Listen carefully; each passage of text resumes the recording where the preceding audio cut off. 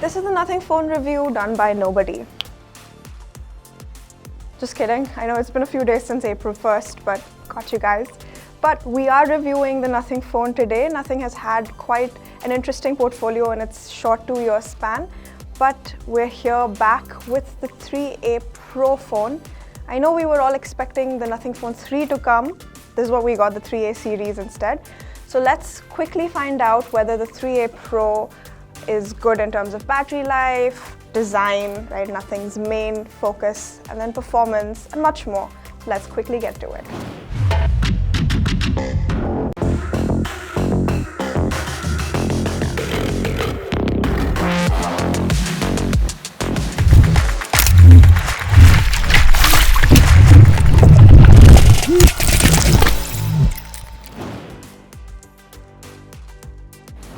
Starting, of course, with the design, which is something most people look forward to in terms of Nothing phones. Love the transparent back. Nothing, please continue to keep these. Outside of that, I have to say that it is a little bit on the bulkier side, but the 6.77-inch display does put it at par with a lot of premium phones in the market. Talking about being similar to premium phones, it has also taken up that flat side thing that's going on now with a lot of phones. Not sure why. It makes it a little awkward to hold in the hand, but design is definitely great. The 6.7-inch flexible AMOLED display is impressive for viewing content, so perfect for someone like me that loves to watch stuff. It has a 120Hz peak refresh rate and 3000 nit peak brightness. Visuals are sharp, even in direct sunlight, and color reproduction is great too. But I have to say that the fact that it's not Netflix HDR supported is kind of a bummer. Getting into the cameras, as you can see, the 3A Pro has 3 cameras.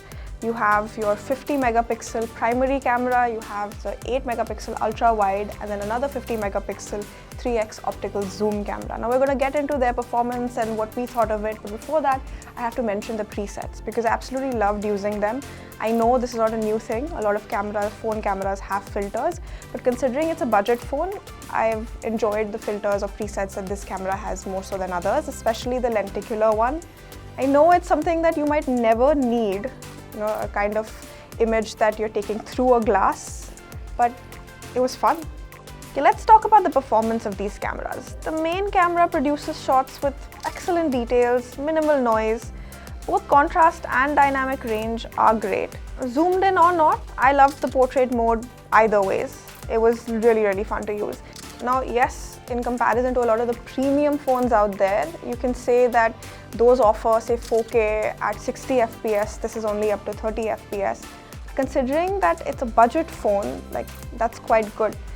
Now, with the 50-megapixel 3x optical zoom camera, it gives you the capacity to even zoom up to 6 times. Though I have to say that it gets very blurry and noisy at that point. But let's be honest, a lot of the cameras these days don't really perform the best when you add the zoom in feature to it.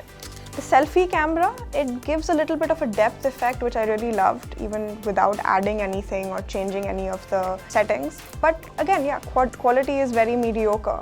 I would personally say that this is a great phone if you want to take a lot of photos and images. It seemed to perform a lot better in that category than in videos.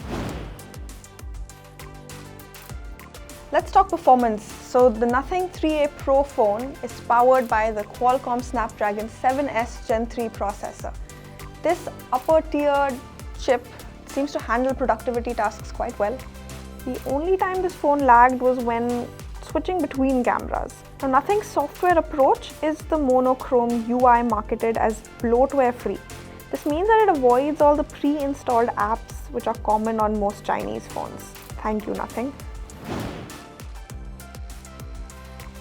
Getting to battery, this phone, it has more of the conventional 5000 mAh lithium-ion battery rather than the newer silicon carbon type. I wonder why. So for fast charging, the device supports 50 watt, a slight improvement over the previous model. In our test, the device took some 55 minutes to charge from 20 to 100%. Now, the retail package includes a USB-C to USB-C cable, but no power adapter. That has to be purchased separately.